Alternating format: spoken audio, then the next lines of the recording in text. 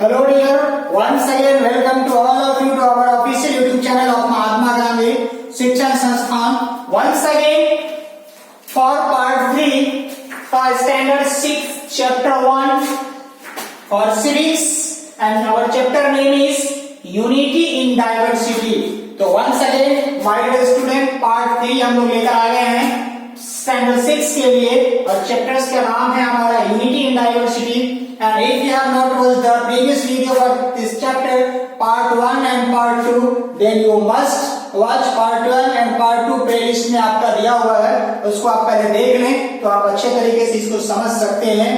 तो let's start our topic. Today's topic is globalization. Globalization, वैश्वीकरण and a case study, 2 case studies given at our book. हमारे text book में 2 case study दिया हुआ है regarding historically and geographically diversities के बारे में. कि एक केस स्टडी आज हम लोग पढ़ेंगे केरला के बारे में. केरला की डाइवर्सिटी कैसी है, लोग का लाइफ स्टाइल कैसा है, how they are surviving their respective life in Kerala and what are the main geographical features for that area. तो let's begin our topics. Globalization, वैश्वीकरण. Globalization means what? The connection. Globalization means what? The connections among all the countries in the world. The connection among all the countries in the world. My dear students, previously all the nations were not connected with each other. But nowadays, due to the advancement of the technologies, every country have already connected with each other via roadways. Some nations have connected with roadways, airways, by airways and waterways. They are connected socially, economically, politically also. This is a very much important task. Globalisation, the progress in communication. Globalisation हुआ कैसे sir, ये वैश्वीकरण हुआ क्यों? आज हम लोग सिर्फ यस्टरडे लास्ट डे तक सिर्फ हम अपने फैमिलीज को जानते थे. कल एक दिन के बाद जैसे डेवलपमेंट हुआ हम अपनी सोसाइटी को जानने लगे. आफ्टर फ्यू डेज लाइटर, कुछ ही दिनों के बाद हम अपने डिस्ट्रिक्ट को जानने लगे. कुछ दिनों के बाद एक हेरिटेज जो हमारी स्टेट है, स्टेट को जानने लगे. स्टेट में बसे व्यक्तियों को जानने लगे, वहां की दुकानों को जानने लगे, मार्केट को पहचानने लगे, रोड को पहचानने लगे. And they all are connected with each other. कुछ ही दिनों के बाद हम लोग अपने नेशन को जानने लगे. Now we are getting interacting with all the nations in the world. आज पूरे विश्व के अलग अलग हिस्सों में बसे अलग अलग देशों से हम घर बैठे कम्युनिकेट कर लेते हैं, बातचीत कर लेते हैं, अपने आइडियाज को, अपने इंफॉर्मेशन को शेयर कर लेते हैं. सर, प्रोग्रेस इन कम्युनिकेशन ऐसा कैसे संभव हो पाया?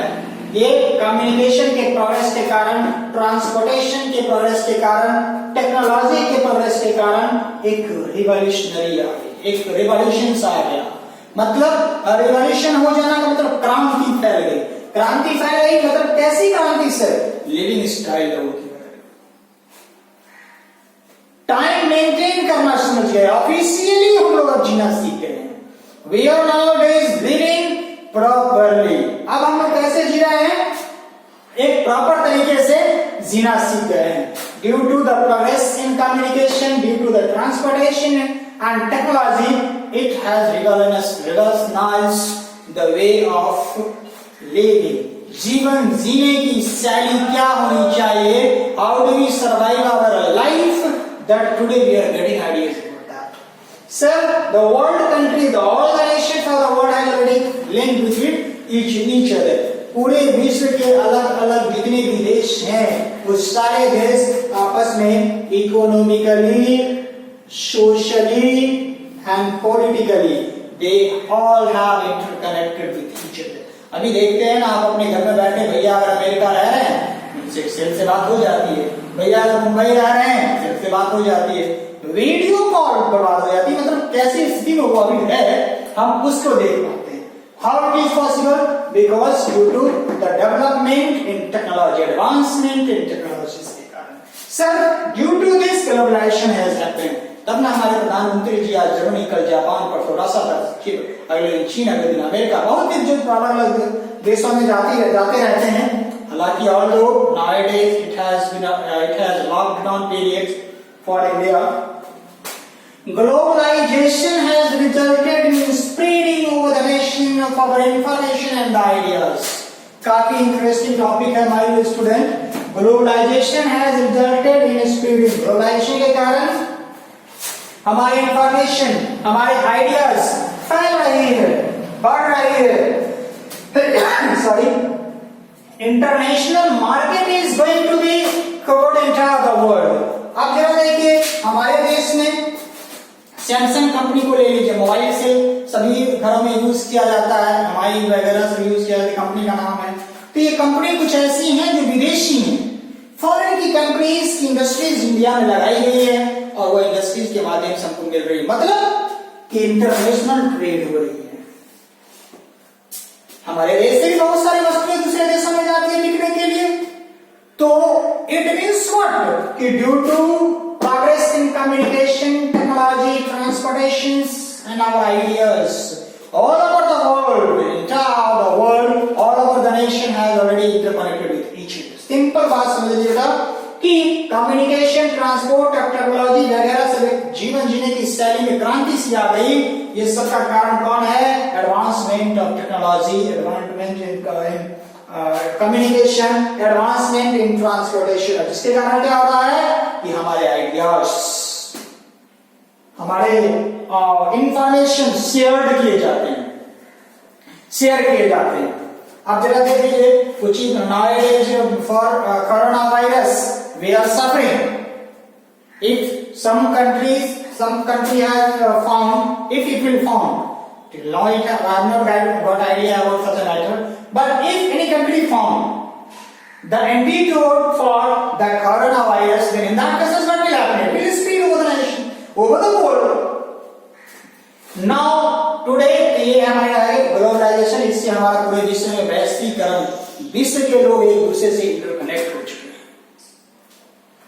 अब now two case study is given at our book for the diversity.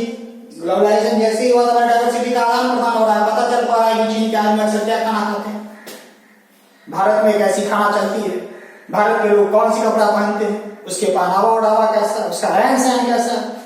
Globalisation का पता चल पाता है कि चीन के लोगों का रहन सहन कैसा है, वहां की मिट्टी कैसी है।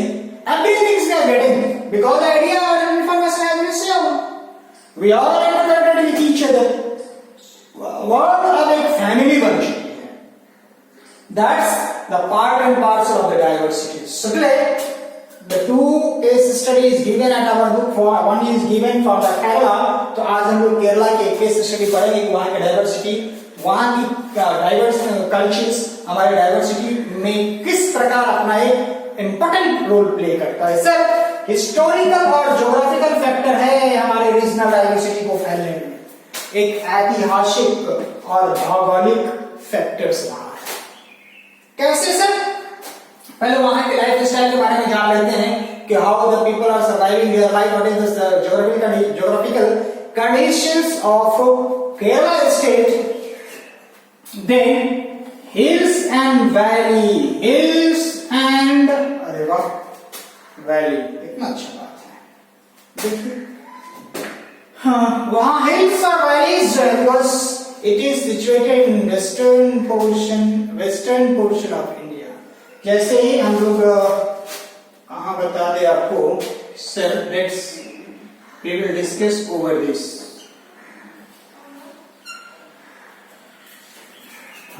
So this is the lower portion of India. Suppose it's lower portion of India. In this lower portion there is, this is Eastern Ghat. This is Eastern Ghat. This is Western Ghat. And Kerala is situated in behind Western Ghat. Kerala is situated behind Western Ghat. Yes, sir. It is situated beside which river, which oceans? Arabian Seas. This side is Arab Sagar, this side is Bay of Bengal and this side is, बोलिए, Indian Ocean, सही कहा आपने। This side is Arab Sagar, Arabian Sea, this side is Bay of Bengal, this side is Indian Ocean, और इसी से sir यहाँ Arabian seize के ऊपर क्या है सर, अरब सागर के ऊपर bay of Khambhat, bay of Khambhat, Gujarat जो बसी हुई है बे ऑफ खंभात के बगल में बसी हुई है, किनारे बसी हुई है।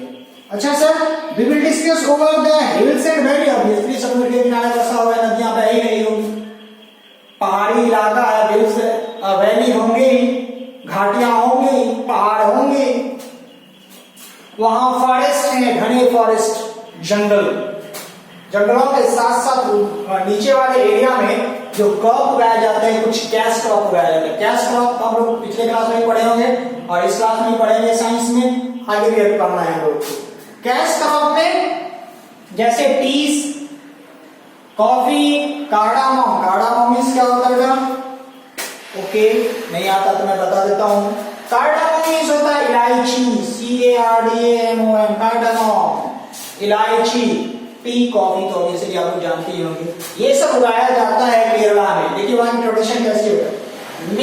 मिडलैंड प्लेन्स, यहाँ दो तरह के प्लेन्स हैं मिडलैंड में, एक तो मिडलैंड है उसमें एक स्लोपिंग एरिया है।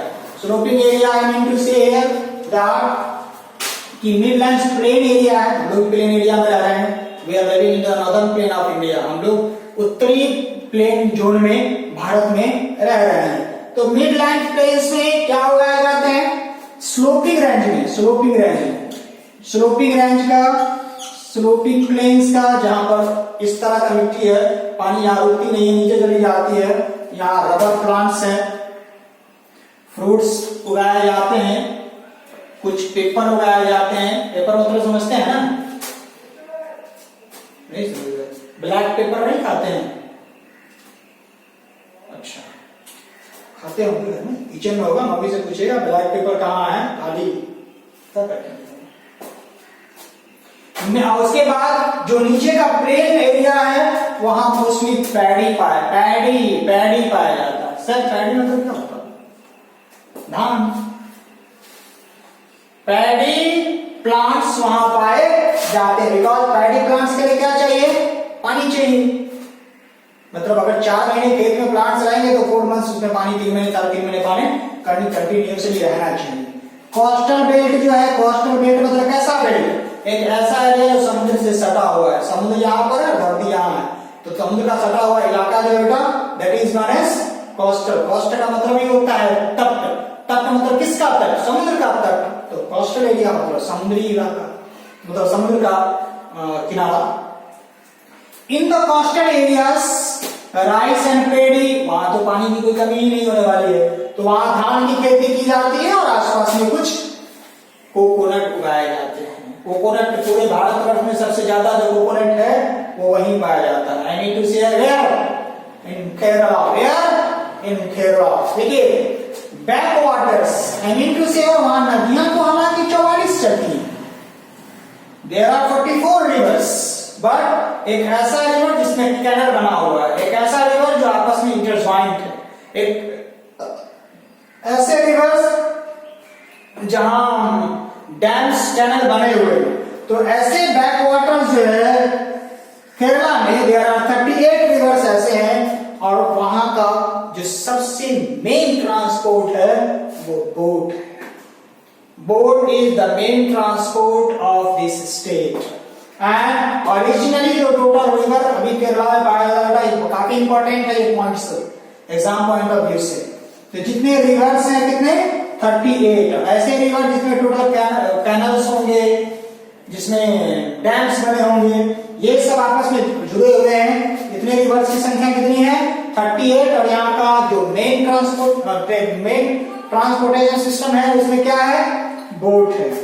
अब रोजवुड, सैंडलवुड, ये तो हालांकि जंगलों में पाया जाता है, यहाँ पे पढ़े बेटा हम लोग फॉरेस्ट एरिया में रोजवुड और सैंडलवुड, जिसको हम लोग यहाँ भी कहते हैं चंदन का पेड़, ये यहाँ इस फॉरेस्ट में पाया जाता है। कहाँ? केरला के जंगलों में। नाउ फ्लोरिशिंग इंडस्ट्रीज मतलब काफी अच्छी तरह से जो उद्योग चल रहा है वहां के लोगों का जो मुख्य पेशा है। हालांकि अब तो मॉडर्न जमाना हो गया तो इस सब में बहुत सारा कमी आई है, गिरावट आई है।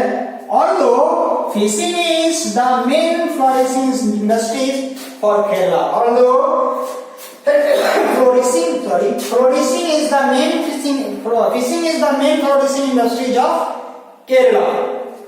Now कथकली, वहां दो डांस बहुत इंपॉर्टेंट है, एक मोहिनी अट्टम और दूसरा Kathakali. First one is Mohini Attam, second one is Kathakali. आपके बुक में, टेक्स्ट बुक में कथकली की एक पिक्चर दी गई है, एक स्नैप दी गई है, आप देखिएगा, काफी इंटरेस्टिंग पिक्चर है। तो कथकली जिसको हम लोग ड्रामा डांस कहते हैं और मोहिनी अट्टम जो क्लासिकल डांस है, ध्यान रखिएगा, it is very very important for exam point of view. Religious और सेक्युलर लाइफ वहां की है, धार्मिक लोग होते हैं, पूजा पाठ में विश्वास रखते हैं, ईश्वर के प्रति अच्छी भावनाएं रहती है, लोग ईमानदार होते हैं। इस यहाँ साउथ इंडिया में मतलब केरला में, here the main festivals are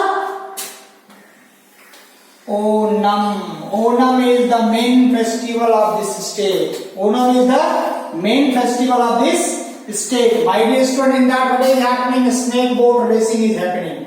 In that what is happening? Snake boat race is held on the occasion of Onam. And it is historical tourist place in India. ये भारत का एक ऐतिहासिक टूरिस्ट प्लेस भी है।